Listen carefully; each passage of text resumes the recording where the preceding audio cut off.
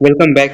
सो आज से हम लोगों ने ये करंट अफेयर्स जो कॉम्पिटिटिव एग्जामिनेशंस में पर डे पूछे जाते हैं, तो उसके लिए हमने ये पीडीएफ लॉन्च किया है, जिससे कि आप लोगों को पर डे को वीडियो हम जारी करेंगे। इसमें उस महीने का या जो कोई भी करंट अफेयर्स जो बेसिक आते रहेंगे, उन सब की पूरी डिटेल हम उसमें आपको देंगे।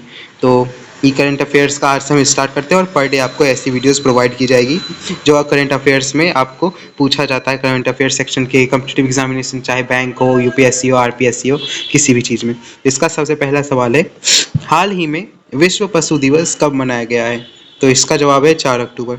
तो और इस महीने जो है और क्या क्या है, तो 1 अक्टूबर को अंतर्राष्ट्रीय वृद्धजन दिवस है, राष्ट्रीय स्वैच्छिक रक्तदान दिवस है, विश्व शाकाहारी दिवस है, अंतर्राष्ट्रीय कॉफ़ी दिवस है। राष्ट्रीय स्वैच्छिक रक्तदान दिवस ये तो इसलिए किया जाता है कि मतलब कि लोगों को प्रमोट किया जा सके कि ब्लड डोनेशन से उनको कोई लॉस नहीं होता, जबकि ये उनके लिए फ़ायदे की बात होती है। हर 3 महीने में उनका नया ब्लड आ जाता है, तो इससे कोई नुकसान नहीं है अगर आप हर 3 महीने में एक बार ब्लड डोनेट करते हो, तो ये तो करना चाहिए। तो उसी को प्रमोट करने के लिए 1 अक्टूबर को हम ये करते हैं।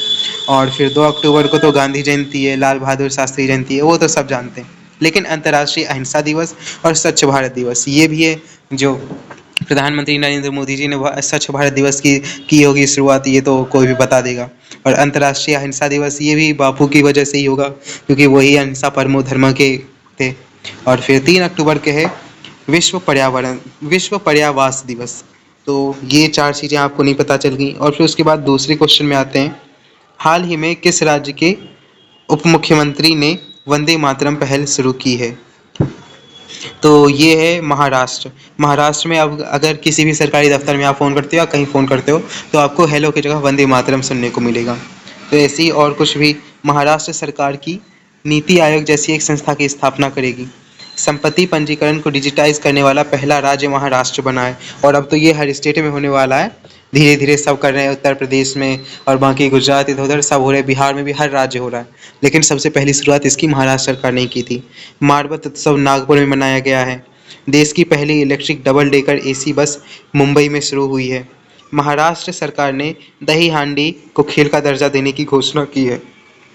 भारत ने नागपुर में सबसे लंबा डबल डेकर फ्लाईओवर बनाने का रिकॉर्ड बनाया है। और फिर इसका तीसरा सवाल है, हाल ही में किसने गेल के अध्यक्ष के रूप में पदभार संभाला है? तो इनका नाम है Sandeep Kumar ji. American chambers of commerce के नए अध्यक्ष ललित भसीन चुने गए हैं। राजेंद्र कुमार को ईएसआईसी का महानिदेशक नियुक्त किया गया है। ये ईएसआईसी जो है ना, वही मतलब कि जो इंश्योर्ड पर्सन होते हैं, अगर आप एक सरकारी कर्मचारी होते हैं और एक प्राइवेट कर्मचारी जो किसी भी संस्था में काम करते हैं, गैर निजी जो संस्था होती है, तो उसमें ईएसआईसी एक बेनिफिट रहता है, जो कि उन लोगों को स्वास्थ्य से अगर कोई इलाज कराना हो तो उसका एक इंश्योरेंस रहता है, जो बहुत फ़ायदेमंद रहता है। तो उसी के जो अध्यक्ष हैं, महानिदेशक नियुक्त किया गया है राजेंद्र कुमार जी को।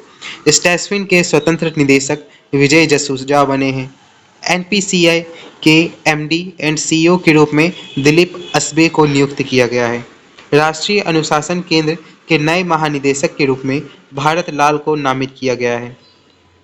हाल ही में किस राज्य सरकार ने सोलर रूफ टॉप प्रोजेक्ट शुरू करने का निर्णय लिया है? तो ये उत्तर प्रदेश सरकार ने इसका निर्णय लिया है कि अब लोग जो हैं अपने छत पे खुद सोलर बैटरी को करें और अप्लाई करें, और फिर उसके बाद उससे खुद का बिजली जनरेट करें, और अगर कुछ एक्स्ट्रा बिजली बचती है तो वापस वो सरकार को भी बेच सकते हैं। ये फैसिलिटी तो हर जगह है, लेकिन ये पहल जो उत्तर प्रदेश सरकार ने शुरू की है, जो कि लोगों को और ज़्यादा से ज़्यादा प्रमोट करे, उनको अर्ज करें कि हाँ, ये आप जो सोलर एनर्जी है उसका यूटिलाइज़ कीजिए।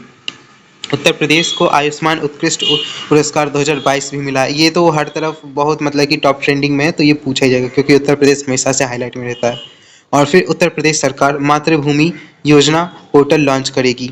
उत्तर प्रदेश के वाराणसी शहर को पहली एससीओ पर्यटन और सांस्कृतिक का दर्जा मिला है। और फिर भारत का पहला नाइट सफारी और जैव विविधता पार्क लखनऊ में राजधानी में घोषित किया गया है।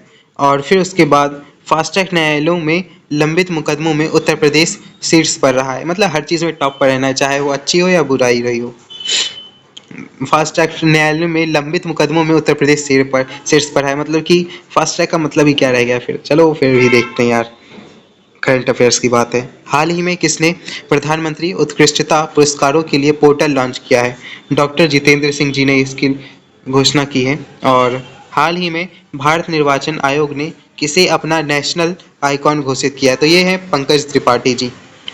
और फिर हाल ही में एसबीआई ने भारत के कितने राज्यों में ग्राम सेवा कार्यक्रम शुरू किया है? तो ये 6 हैं। 6 राज्यों में ग्राम सेवा कार्यक्रम एसबीआई ने शुरू किया है। फिर उसके बाद अगर ये सक्सेस रहा है, जो भी इसके इम्पैक्ट सब रहेंगे, तो इसके बाद आगे बढ़ाना है, रोकना है, इसमें क्या चेंजेस लाने हैं, फिर सोचा जाएगा। हाल ही में किस राज्य सरकार ने टाटा टेक्नोलॉजीज के साथ समझौता किया है? तो वो है छत्तीसगढ़ राज्य।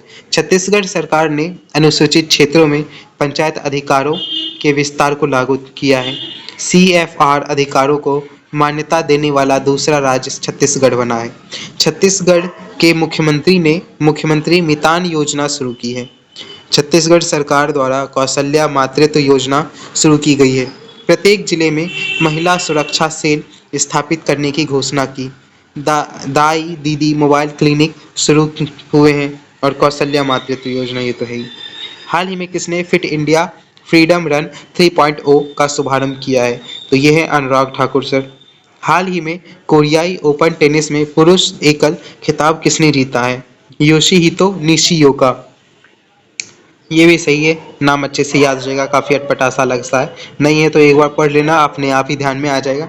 योशिहितो निशियोका एकदम अलग से नाम है। फिर से क्वेश्चन पढ़ लो। हाल ही में कोरियाई ओपन टेनिस में पुरुष एकल खिताब किसने जीता है? तो वही है योशिहितो निशियोका। हाल ही में यूएनसीटीएडी ने भारत की आर्थिक वृद्धि दर कितने प्रतिशत रहने का अनुमान लगाया है? 5.7% इनकी आर्थिक वृद्धि दर रहने का अनुमान लगाया यूएनसीटीएडी ने। हाल ही में किसे 32वें बिहारी पुरस्कार से सम्मानित किया गया है? माधव हाड़ा।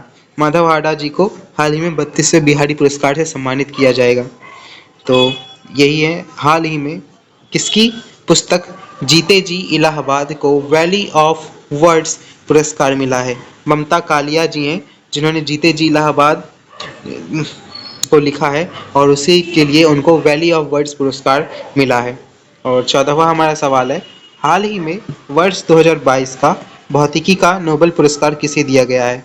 तो ये तो यार सबको पता है कि मतलब कि ये तीनों जो नाम है ये तीनों हैं Alain Aspect, Anton Zeilinger, John F closure.